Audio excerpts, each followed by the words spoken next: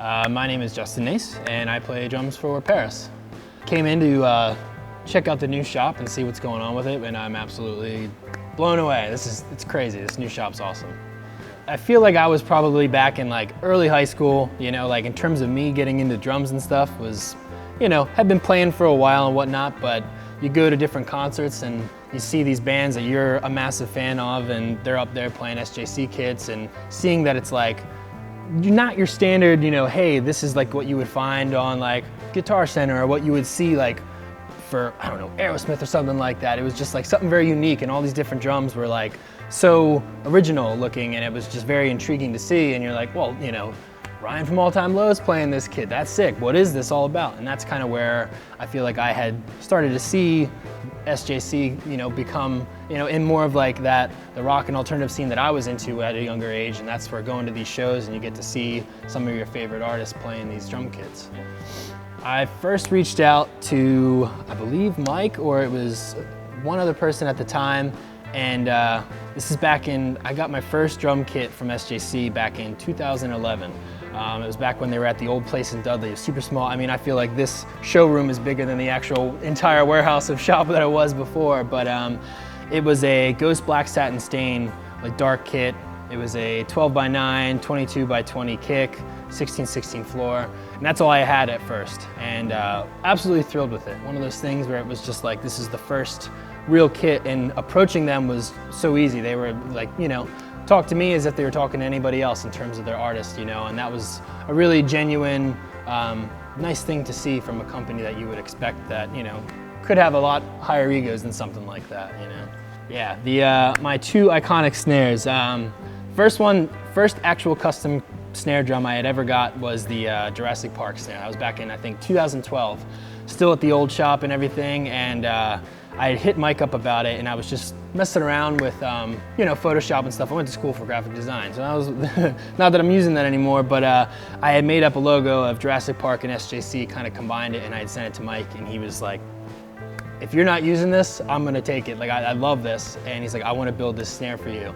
And I pretty much gave them free reign for, you know, however they wanted to kind of come out and what they wanted to go with the route-wise of the art. And I got it and I was blown away. I mean, it has like raptor claws for the air vent. It's just like dinosaur skin around the outside. Like all the actual lugs themselves were hand painted and scuffed up with like Jurassic Park colors. It turned out incredible, you know, and that including with like, you know, the black hoops all mangled up. It looked like something had got a hold of it, you know. So that was like a really just unique drum, and that was, nobody had ever seen it. And still to this day, I have it now along with my new one, which is a Harry Potter, which again, that thing is incredible and absolutely love that.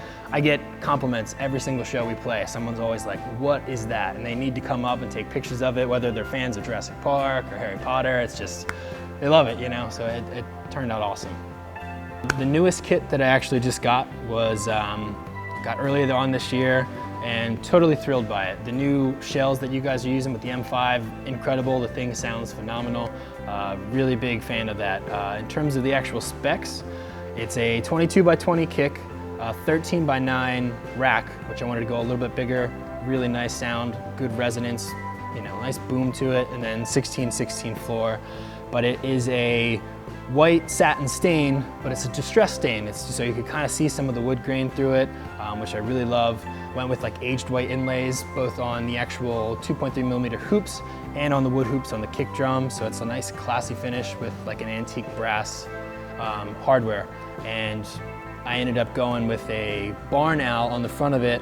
Big fan of barn owls, just owls in general. It was like my favorite animal, and wanted to see what they could do with it, and they actually absolutely smashed it out of the park. And that's on the kick drum, and it kind of, I wanted to do that because I thought that the whole theme of the rest of the drum actually kind of resembled the color scheme of a barn owl, so it kind of all came together, and it turned out awesome. Yeah. In terms of us for PVRIS, we have a little bit of downtime for the rest of the year.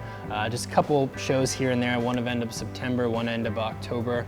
But they're gonna start getting into the studio process and, you know, figuring out the next record. So that's kind of the big thing. We just did a full lap around the world. We went to Australia, went to Japan, South Korea, Singapore, all the way over to Europe, and did a bunch of different European festivals and some of our headline shows, which is incredible, you know, to be able to wrap up the year and we have a massive laundry list of shows that we've played throughout this entire record cycle, so excited to see what comes next, you know, with that whole thing.